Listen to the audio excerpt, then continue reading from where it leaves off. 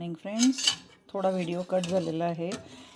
दूध आटवून घेतलेलं आहे, थोडंसं घट्ट करून घेतलं आहे आणि वेलची पावडर आणि साखर आता घातलेली आहे. गॅस बंद केलेला आहे आणि माझ्याकडे जे कस्टर्ड पावडर आहे ती मी या बाउलमध्ये दुधामध्ये मिक्स करून ॲड केलेली आहे.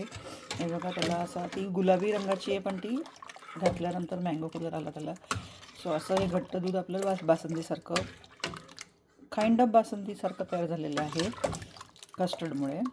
1.5 आपला सूपचा स्पून आहे ना, तेवढं मी कस्टर्ड पावडर घातलेलं आहे. आता हे गार करायला ठेवते. ते गार झालं की मग आपण त्याच्यामध्ये फ्रूट्स चॉप केलेले घालायचे, काही नट्स घालायचे. त्यात वेलची पावडर पण घातलेली आहे. मँगो आहे, ॲपल आहे आणि माझ्याकडे पोमेग्रॅनेटचे पण सीड्स आहेत. असं सगळं ॲड करून ते रेफ्रिजरेटरमध्ये गार करायला ठेवून द्यायचं आहे आणि मग गार झालं की, चिल झालं की मग ते खायचं आहे. सो मी तर फ्रूट्स चॉप करून घेते, तोपर्यंत आपलं दूध गार करायला ठेवते. ओके, आता मँगो पीसेस ॲड केलेले आहेत. आता हे ॲपल आपण ॲड करायचं आहे. माझ्याकडे एकच ॲपल होतं, ते एकच ॲपल आणि एक मँगो घालते.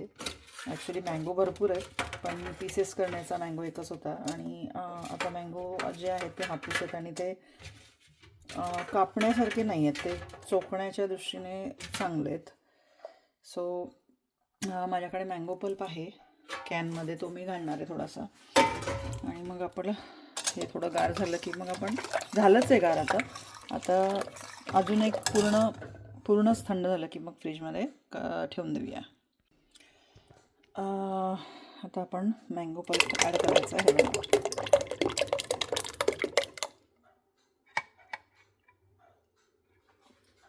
हा आपण आता मँगो पल्प ॲड केलेला आहे, थोडं मँगो फ्लेवर चांगला येण्यासाठी. कारण मँगो सीझन आहे म्हणल्यावर मँगो फ्लेवरचंच कस्टर्ड हवं. आता बघा, याला परफेक्ट कलर आलेला आहे मँगोचा आणि मँगोचा फ्लेवरही आलेला आहे. आता आपण थोडे पोमेग्रॅनेट सीड्स म्हणजे डाळिंबाचे दाणे घालूया, कारण ते खूप छान दिसतात आणि तोंडात खाताना तोंडामध्ये थोडे थोडे असे आले ना की खूप छान वाटतं खायला कस्टर्ड. सो हे आपलं कस्टर्ड झालेलं आहे. आता तुम्हाला काजू वगैरे घालायचे असेल तर काजू घालू शकतात. माझ्याकडे काजू आणि ते सगळं सॉल्टी मिक्स होऊन गेलेलं आहे, त्यामुळे मी आज काजू घातलेले नाही आहेत.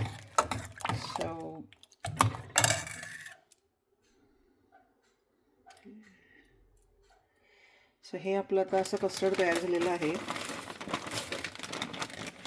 तुम्हाला जेवढे घालायचे असतील तेवढे तुम्ही घालू शकता डाळिंबाचे दाणे. कदाचित सगळेच घालणार आहे, कारण नंतर मग ते खाण्या होत नाही. So to add all of them. सगळे पील करून ठेवलेले होते फ्रीजमध्ये, हे असे मिक्स करायचे आहेत.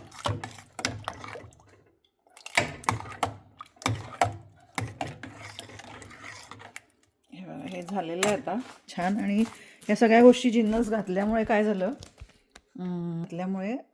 गारवा पण आलेला आहे त्याच्यामध्ये, गार पण झालेले आहेत ते. आणि आता ते रेडी झालेलं आहे ॲक्च्युली रेफ्रिजरेटरमध्ये ठेवायला. सो याप्रमाणे आपलं कस्टर्ड रेडी आहे.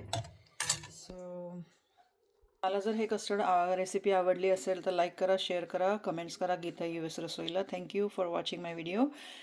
Have a nice day. Bye bye. Frozen चिकू आहेत ते आता मी नॉर्मल करून त्या कस्टर्डमध्ये ॲड करणार आहे. I forgot to mention you guys, these are frozen Vadilal chikoo slices. ते चॉप करून मी त्यामध्ये ॲड करणार आहे. चिकू खूप छान लागतात कस्टर्डमध्ये, त्यामुळे तेही ॲड करायचे आहेत.